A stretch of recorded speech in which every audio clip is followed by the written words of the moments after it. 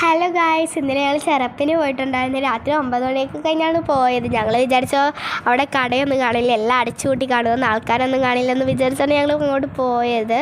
അവിടെ ചെന്നപ്പോൾ ഞങ്ങൾക്ക് നിൽക്കാൻ പോലും സ്ഥലമില്ലായിരുന്നു ഗായ്സ്. ആൾക്കാർ കൊണ്ട് നിറഞ്ഞ് നിൽക്കുമായിരുന്നു.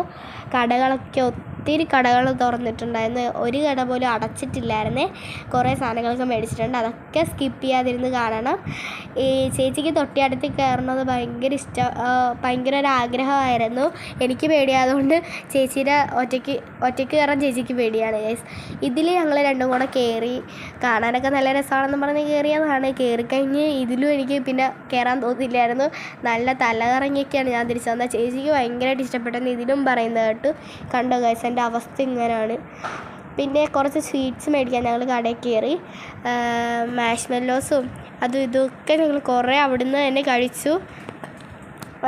പിന്നെ നമ്മൾ കുറേ സ്വീറ്റ്സൊക്കെ മേടിച്ചായിരുന്നു. മാഷ്മെല്ലോസൊക്കെ അവിടുന്ന് തന്നെ കഴിച്ചു. ഈ പുളിഞ്ചാറ് എന്തോ ആണ് ഇതിൻ്റെ പേര്. നല്ല സ്വീറ്റാണെന്ന് നമ്മൾ പറയുന്നത് കേട്ടു. പിന്നെ ചേച്ചിക്ക് ഈ കണ്ണാടി മേടിച്ചിട്ടുണ്ടായിരുന്നു. ചേച്ചി നിർബന്ധം പിടിച്ചിട്ട് മേടിച്ചതാണ്.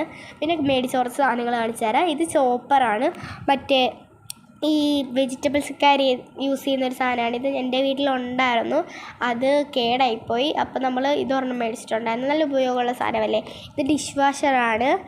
നമ്മുടെ പാത്രമൊക്കെ കഴുകാനായിട്ട് സോപ്പ് മേടിക്കുമ്പോൾ എപ്പോഴും അലിഞ്ഞു പോകത്തില്ലേ, ഇതിന് പകരമായിട്ട് നമ്മുടെ ഹാൻഡ് വാഷൊക്കെ യൂസ് ചെയ്യുന്നതൊക്കെ യൂസ് ചെയ്യാം. അതിന് വേണ്ടി മേടിച്ചതാണ്. ഇത് വെജിറ്റബിൾ കട്ടിങ് ചെയ്യുന്ന സാധനമാണ്. അതിൻ്റെ മുകളിലിരിക്കുന്ന സാധനം വെച്ച് നമ്മുടെ കുക്കുമ്പറിൻ്റെയൊക്കെ തോല് കളയാൻ പറ്റും. ഇത് നമ്മുടെ താക്കോലൊക്കെ ഇട്ട് വയ്ക്കാനും ഫോണൊക്കെ വയ്ക്കാൻ പറ്റുന്നൊരു സ്റ്റാൻഡ് പോലത്തെ ഒരു സംഭവമാണ്. നമ്മുടെ ചേച്ചിക്ക് പീരിയഡ്സ് ടൈമിലൊക്കെ വയറ്റിൽ ചൂട് കൊള്ളാനായിട്ട് ഈ സംഭവം നല്ല പോലെ ഹെൽപ്പ് ചെയ്യും. നല്ല ചൂട് ഇതിൽ കൊള്ളാൻ പറ്റും, നല്ല ചൂട് ഇതിൽ നിൽക്കും, നല്ല തണുപ്പും ഇതിൽ നിൽക്കും. നല്ല സുഖം ഉണ്ടായിരുന്നു ഇത് വെച്ച് നോക്കിയിട്ട്. ചേച്ചിയുടെ കണ്ണാടി ഞാൻ പറഞ്ഞില്ലേ, ഇത് അവിടുന്ന് നല്ല പോലെ കത്തുന്നുണ്ടായിരുന്നു. ഇവിടെ വന്നപ്പോൾ ചെറുതായിട്ടൊക്കെ നിന്ന് പോകുന്നുണ്ട്. ഇത് വലിയ 2 പേന. ഇത് എനിക്ക് മൊത്തം എനിക്ക് മേടിച്ചു തന്നെയാണ് ഈ പേനകളൊക്കെ. ഈ ഒരു BTSൻ്റെ കളിക്കുന്നൊരു പേന ഉണ്ടായിരുന്നു, BTSൻ്റെ ഒരു ബുക്കിൻ്റെ പേന ഉണ്ടായിരുന്നു, 4 ഇങ്കുള്ളൊരു പേന ഉണ്ടായിരുന്നു, അത് യൂണിക്കോണിൻ്റെയാണ്. ഒരു സെറ്റിൽ 4 റബ്ബർ കിട്ടുന്നൊരു ഇതും ഉണ്ടായിരുന്നേ.